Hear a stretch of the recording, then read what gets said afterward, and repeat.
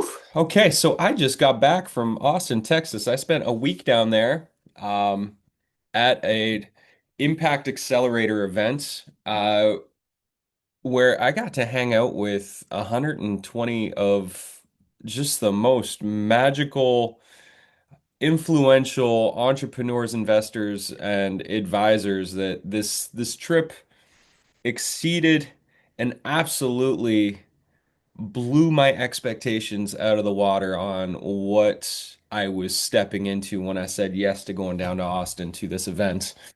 Um, I had a couple friends who were going down, and that was kind of my litmus test to know that this was the right thing. And we're raising money for Majik Kids, the rocket fuel that we need to do what we're trying to do. And holy shit, I feel like I've been waiting for a really big wave to come in and bless my life for quite some time, specifically for these last couple years. And I have been putting in all of the hard work and preparation and practice required to be ready for when the wave arrived. And I feel like I'm now on the wave, and the rest is like the follow-up and the tending of these new incredible relationships. But what I want to talk about today is around when preparation meets execution. So I had a 5-minute pitch in front of 120 founders, investors, advisors, super connectors while I was down at the event. And the amount of preparation that went into this was incredible. For any of you that are doing signature workshops or you have to do a keynote speech somewhere, don't take the preparation required to do a great job lightly. The way that you show up in the present moment when you arrive in front of the group of people who are there to see you is absolutely essential for the outcomes that you desire. And so with this pitch, I put in the 2 weeks leading up to it, I must have put in at least 30 hours of preparation. Um, and so just to write the script, I went through my script for this pitch. So I have it on my YouTube channel. You can all check it out. Um, the script for this pitch, I rewrote 21 times. The slide deck that I have for this pitch, I recreated probably just as many times. And the slide deck, I felt just so delighted and happy with. And so I practiced and practiced and practiced, and I memorized my script and all the things. And then 2 days before, I was leaving to go to Austin, Texas to come to this event, to start meeting all these people, to do my pitch. 2 days before, I booked a call with one of the advisors, Dr. Kimberly. Big shout out to Dr. Kimberly right now. And so I booked this call thinking my pitch was fully dialed in, that I was 100% ready, and that she was just gonna, pat me on the back and give me a whole bunch of praise that I did a good job and that I'm totally ready. And damn, I was so wrong. She gut punched me. I finished my pitch and she just, without skipping a beat, she's like, "That was so boring. That was absolutely terrible." And I thought I was done. 21 revisions, 25 hours of work already put in at least to get my pitch ready to go with the slides and everything like that. And she just like, "That was awful. You need to start over again." She's like, "What are you doing? You're like, that was so boring. You are a story company. You're a creative agency. Where was the story in your pitch?" I just glazed over the whole time. She just like tore me in half. And I'm so grateful that she just, in the most unfiltered possible way, just like ripped me in half and said, "Go start again." 2 days before I was going, it was the Friday.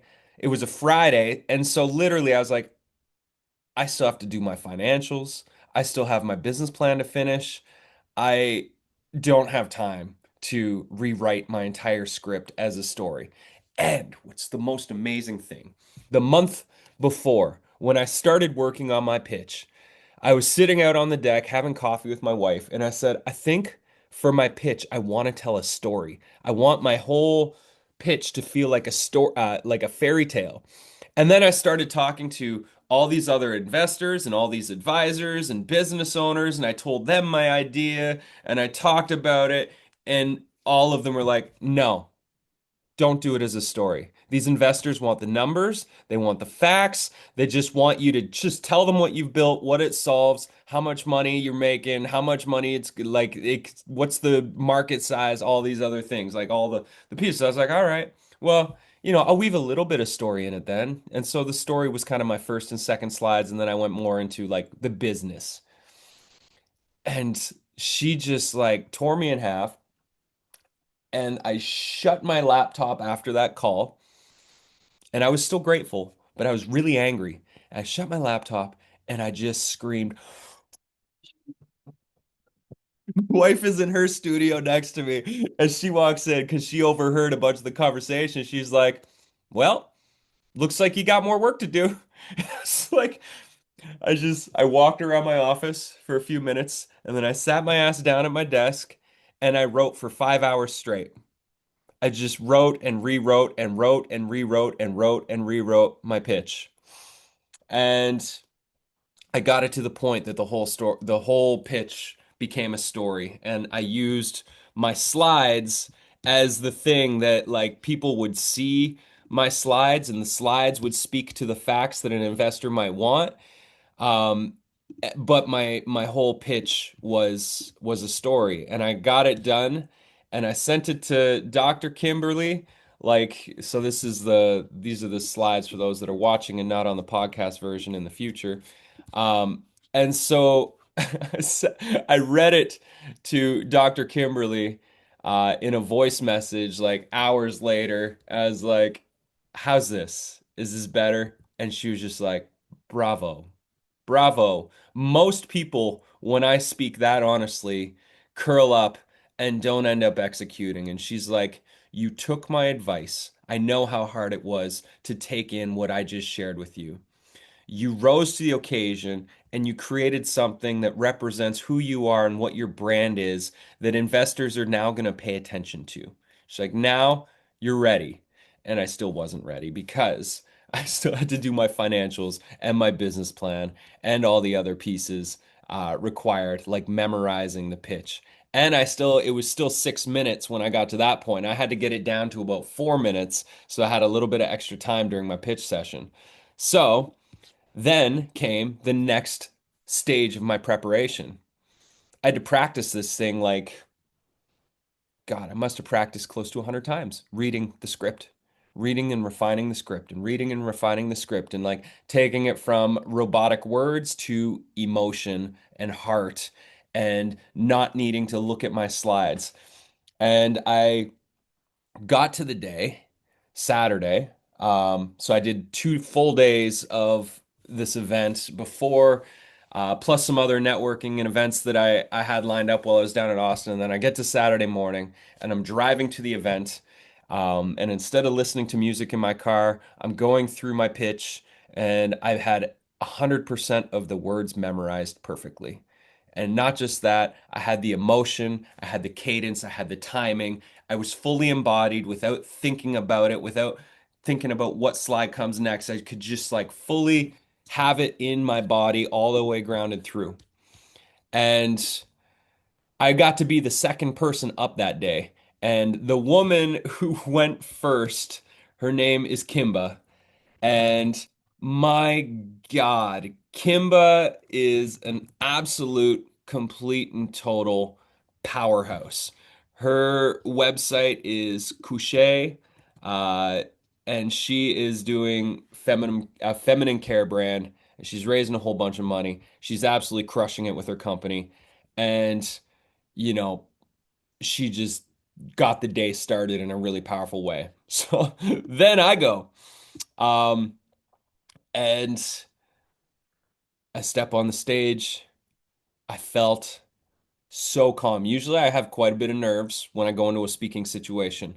And I felt so calm because I'd imagined this moment so many times before.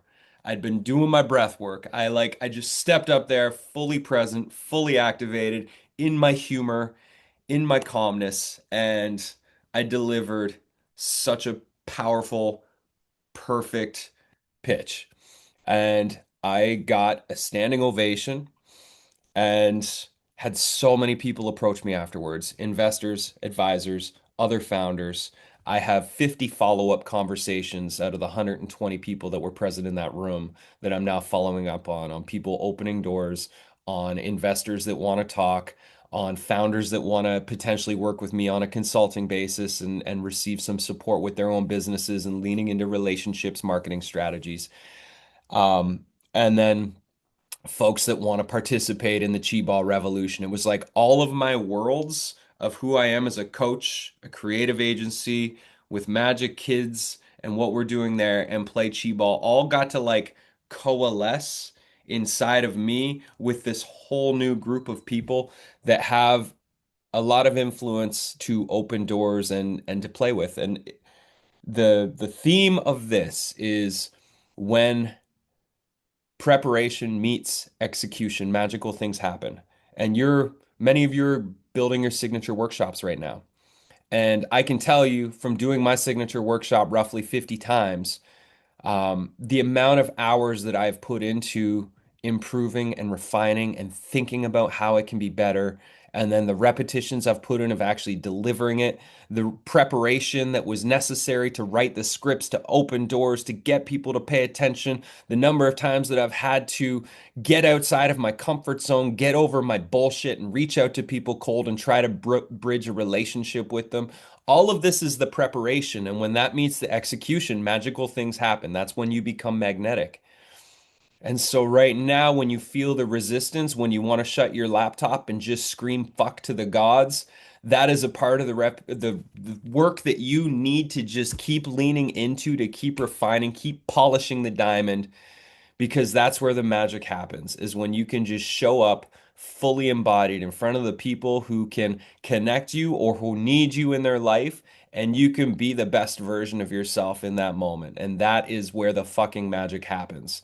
And I feel like I'm riding a whole new wave as a result of all the preparation, not just the preparation for the pitch and the business plan that I put together, but the preparation of the last 20 years of working on myself, working on my being, overcoming all the obstacles that have ever been in my way as I've been climbing this mountain, of doing the good work that I've been doing, of staying focused, of staying true to myself, not selling out my soul to go get money elsewhere, do things that didn't feel aligned. And all of that was the preparation that led up to this moment. And it's exciting to see where this moment is going, because the emails and the conversations and the text messages and the voice messages are now pouring in. And it's very, very exciting. And so, wherever you are in the preparations for what is coming next for you, like put your whole heart and soul into it. I can get like my pitch deck, the deck that you shared there is a work of art and people noticed. The amount of preparation I put into memorizing my pitch, everybody noticed. I had so many people come up to me and ask me, "How much time did you put into that pitch?" And I said, "A lot." And it was totally worth it. And so for you, the preparation leading to the execution, that is the magic zone. Stepping up there and just knowing you did everything in your power to set yourself up for success and to put the best version of you and your gifts forward. That's all we can ask for. That I know I showed up, I gave everything I've got, and now the follow-up will lead to, we'll see where the follow-up goes.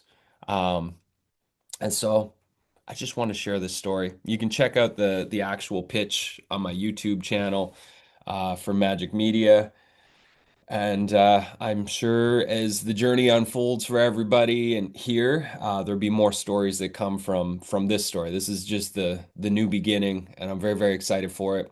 And I appreciate the opportunity to share one of the many stories that came from this weekend, and we'll see where it goes. So I just want to reiterate, keep the preparation going. when resistance rears its head, when you want to collapse and scream fuck, when you want to give up. As the hat says right here, keep it up. Keep it up. What you're here to do is important. You're not at the end of the journey. In fact, you're probably really far from the end of the journey. So keep cultivating higher levels of energy. Keep doing the things that make you healthy, that keep you activated. Keep putting in the preparation time. Make your work art so it stands out, so that everybody remembers who you are when you show up in their life, and good things will come. And you will ride a whole new wave towards the dreams that you've been dreaming for a really, really long time. And that is the message I want you to go home with today. So, I want you to take 5 minutes.